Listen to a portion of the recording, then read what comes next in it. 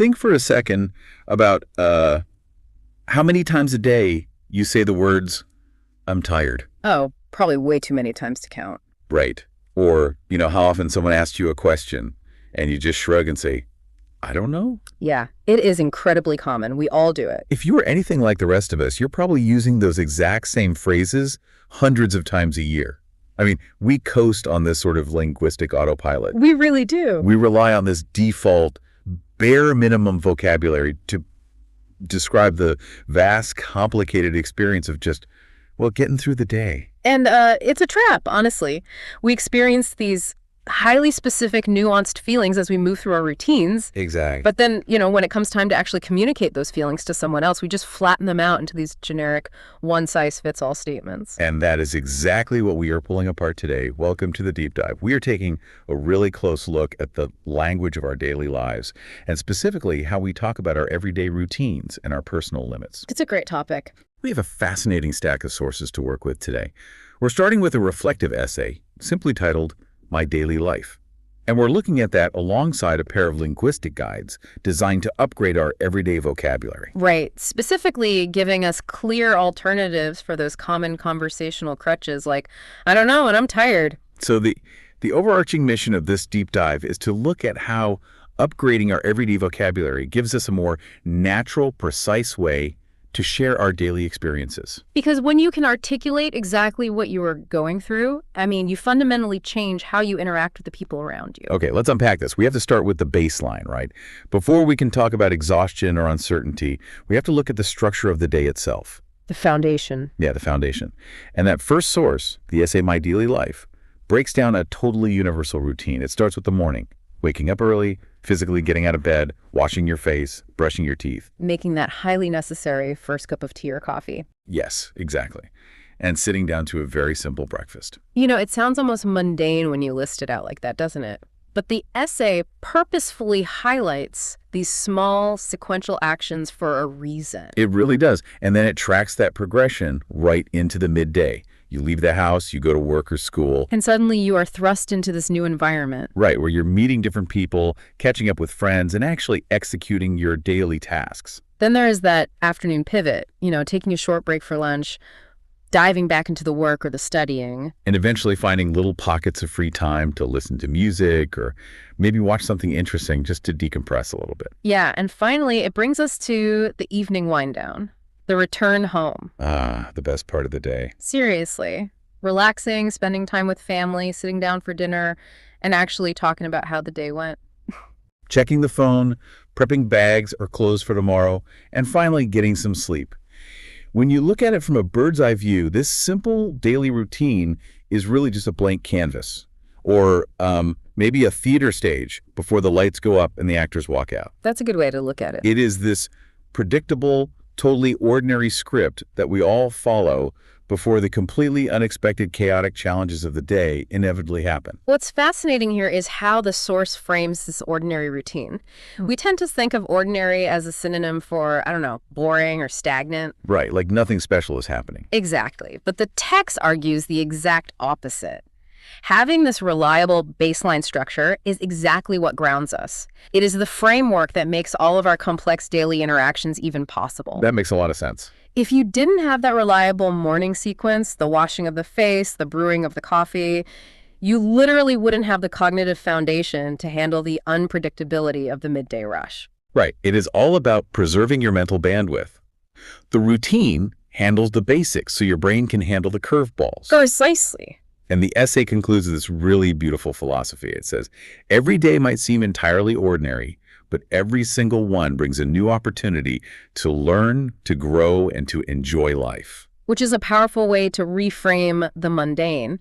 But as you mentioned, once you step off that morning stage and into the midday rush, those curveballs definitely start coming. Oh, they always do. And that brings us to the social interactions that demand our energy. Exactly. Because following the chronological flow of a day, right, you get to work or school, and you are immediately thrown into conversations. Right. And inevitably, someone is going to ask you a question that you just do not have the answer to. Which brings us to our second source, Navigating Daily Uncertainties. Yes, the guide for alternatives. The source focuses on natural alternative expressions for, I don't know. This is where we really start to see how our default language creates friction. Well, wait, let me push back on that premise for a second. Oh, sure. Why is "I don't know" considered friction? I mean, it's a perfectly accurate, grammatically correct sentence. That's true. If a coworker asks me where a specific file is and I lack that information, saying "I don't know" is the most efficient way to deliver that data, right? Why should you avoid repeating it? Does Well, overusing it really make you sound disengaged? Or is trying to constantly mix up your vocabulary just going to make you sound like you're overthinking a super simple interaction?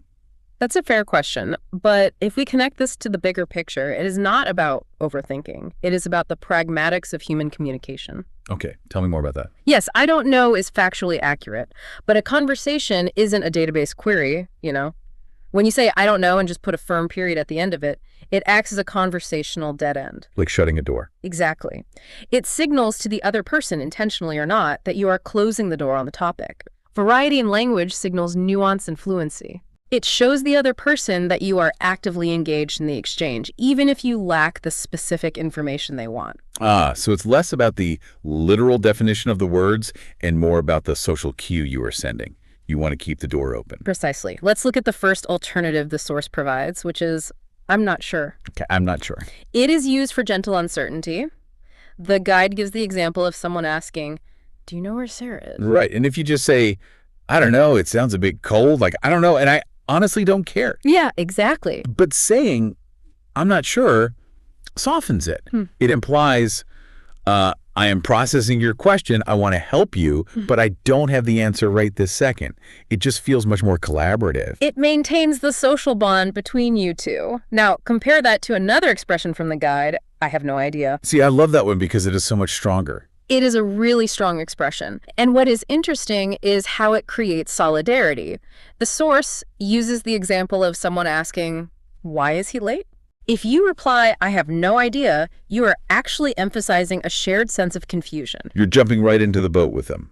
You're saying, hey, your confusion is completely justified because I am just as baffled as you are. Exactly, yeah. It takes a moment of lacking information and turns it into a shared emotional experience. You're actually bonding over the fact that neither of you knows what is going on. That's it, exactly. It builds a bridge rather than a wall. On the flip side of that emotional spectrum, the source gives us a slightly different variation, which is, I'm not certain. Which feels like the exact opposite of I have no idea. I'm not certain feels very, I don't know, tailored for the workplace. Very much so. It has this slight variation in tone that makes it sound highly objective and professional. It sounds like you are saying, let me verify that data before I commit to an answer. It buys you time while maintaining your credibility. And then for a completely different vibe, the guide suggests using the phrase, beats me. Oh, beats me is fantastic. It is so casual and action-oriented. It really is. If someone asks a totally low-stakes question like, why did they change the color of the packaging in the cafeteria? And you say, beats me. You are injecting a sense of casual fun into the interaction. Yeah, it completely diffuses any tension. It is a very natural human way to admit ignorance without sounding like a broken record. And that is the ultimate goal here. By swapping out a flat, I don't know if 4 beats me, or not sure, you stop treating conversations like transactions and start treating them like relationship-building moments. Beautifully said. So you have survived the midday, you've navigated the uncertainties, you have built social bridges with your nuanced vocabulary, and you finally reach the evening wind down. The finish line. Right, you walk through your front door, drop your bag, and you are just done. Yeah. But here is where we hit our second linguistic trap. Oh, yes. Simply saying, I'm tired, does not even begin to capture the physical, mental, or emotional toll of a long day. Tired is probably the single most overused diagnostic word in the English language. It is a blanket statement that just covers up a dozen different physiological states. Which is why our third source is so valuable. It unpacks 10 highly specific alternative expressions for I'm tired, and it categorizes them by the exact type of exhaustion they represent. We should definitely walk through these. Let's do it, because the distinctions are fascinating.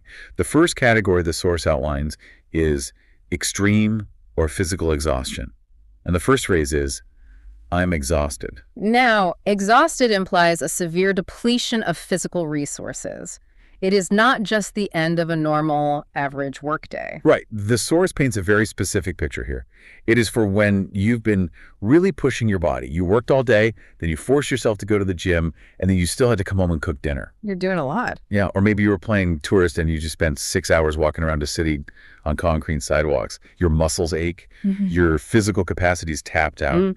You say, I'm exhausted. A variation of that in the same category is I'm dead tired. I'm dead tired feels a bit more colloquial, a bit more casual, but it carries that exact same heavyweight. You would use this after traveling all day, navigating airports, dealing with luggage, sitting in cramped seats, or after grinding through a brutal 12-hour shift at work.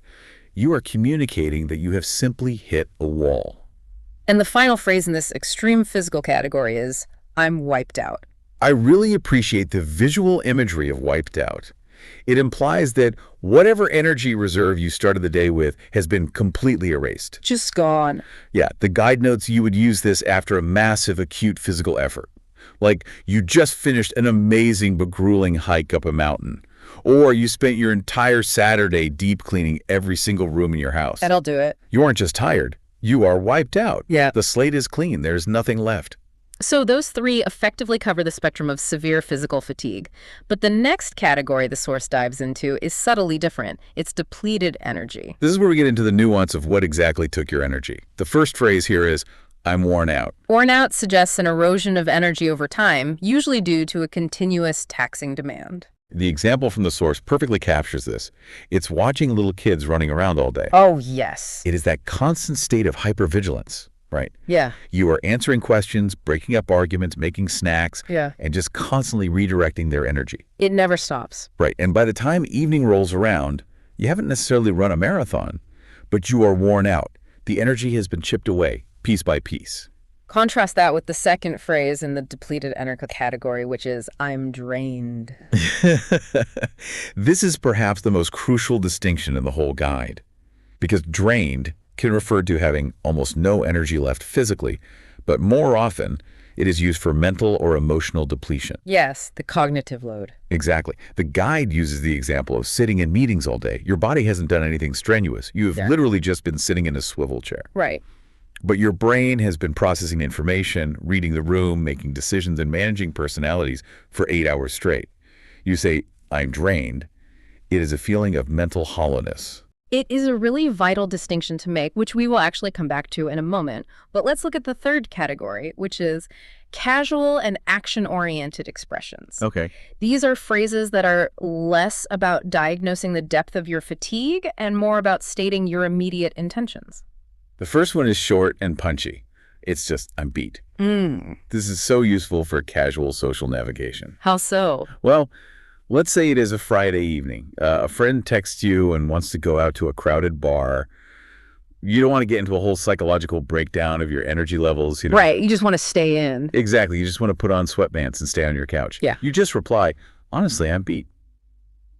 It is a shorthand way of saying, I lack the bandwidth for social output right now. It sets a firm boundary without making it a big deal. Another action-oriented phrase is, I could use some rest. I love the psychology of this one. It focuses entirely on the solution rather than the problem. After a long week or a stressful work trip, instead of complaining about the fatigue, you are telegraphing the remedy. I could use some rest. It is highly communicative. And if that remedy needs to happen instantly, the source gives us, I'm ready to crash. Crash is such an evocative word.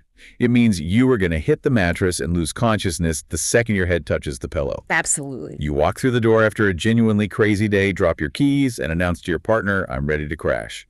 It means all other evening routines are canceled. Now, before we get to the final phrase, the source highlights a crucial linguistic distinction that people constantly get wrong.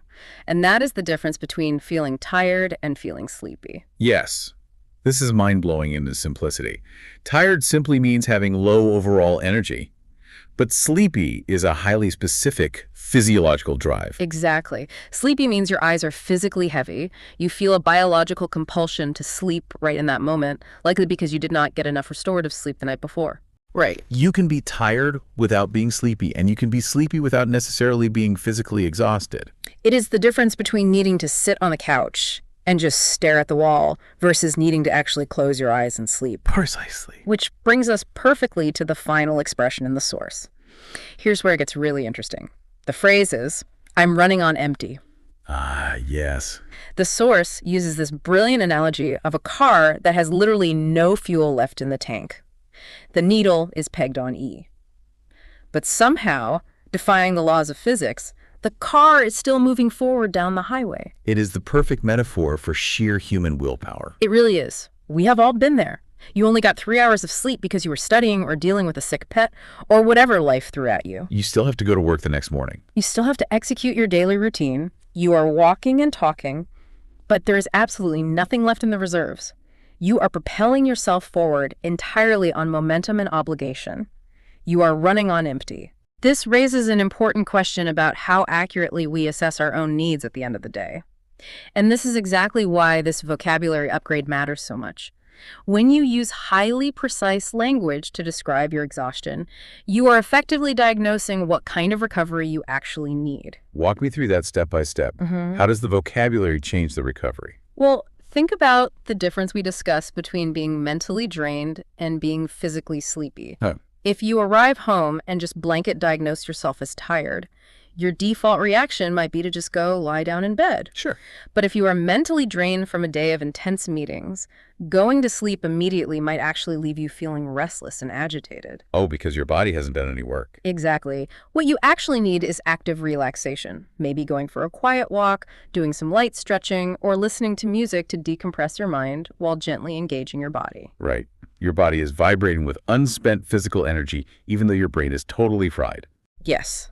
But if you recognize that you are specifically sleepy because you are running on a 3-hour sleep deficit from the night before, then going for a walk is completely counterproductive. You'd just be miserable. Exactly. You don't need active relaxation in that case. You need immediate, deep sleep. By using the exact right words, whether that's drained, worn out, wiped out, or sleepy, it dictates the remedy. Precise language allows for precise self-care. That is a massive paradigm shift. It is not just about sounding more articulate to your friends. It is about giving yourself a roadmap to actually feel better. Your vocabulary gives you the tools to navigate your own internal state. So what does this all mean? Let's zoom out and look at the whole journey of our deep dive today. We tracked the architecture of a full day. We started with the quiet, predictable baseline of the morning routine, the watching of the face, the coffee, and saw how that acts as the grounding canvas for the chaos of life. Then we moved right into the social friction of the midday. We saw how navigating daily uncertainty becomes a totally different experience when we drop the robotic "I don't know" and start using nuanced expressions. We learned that "I'm not sure" keeps the door open. And I have no idea builds shared camaraderie. Exactly. And "beats me" injects casual fun into our interactions, turning dead ends into social bridges. And finally, we tackled the end of the day. We learned that simply sighing and saying "I'm tired" is doing a huge disservice to our bodies. We walked through 10 specific diagnostic phrases, from the physical toll of being wiped out, to the cognitive burnout of being drained, to the sheer willpower of running on empty. We learned how to pinpoint our exact flavor of exhaustion. We learned that specificity is the key to both communication and recovery. So for you listening right now, here is your takeaway. You have these tools now, and you can start using them today. Absolutely. The next time you're at work and someone asks you a question out of left field, pause before you default to, I don't know, try out, "I'm not sure, let me check," or just laugh and say, "beats me." See how the other person reacts to that shift in energy. It makes a difference. And tonight, when you finally get home and drop your bags, before you tell your family or yourself that you are just tired, take 3 seconds to assess your system. Right, figure out what's really going on. Are your muscles physically exhausted? Is your brain just drained? Or are you genuinely sleepy? Use these precise words to communicate your reality, and you will find that the people around you understand exactly how to support you. It is a simple upgrade to your daily vocabulary, but it completely rewires how you experience your own life. It really does. And as we wrap up today's deep dive, I want to leave you with one final, slightly provocative thought to chew on. We have been talking about how language describes our feelings. But there is a concept in linguistics that suggests the language we use actually shapes our physical reality. Oh, that's fascinating. Think about the casual and action-oriented phrases we discussed. If you constantly come home and declare, I'm dead tired, you are verbally reinforcing a state of total defeat. But if you walk through the door and instead frame it as a solution, if you say, I could use some rest, does that tiny shift in vocabulary actually change how your body physically feels at the end of a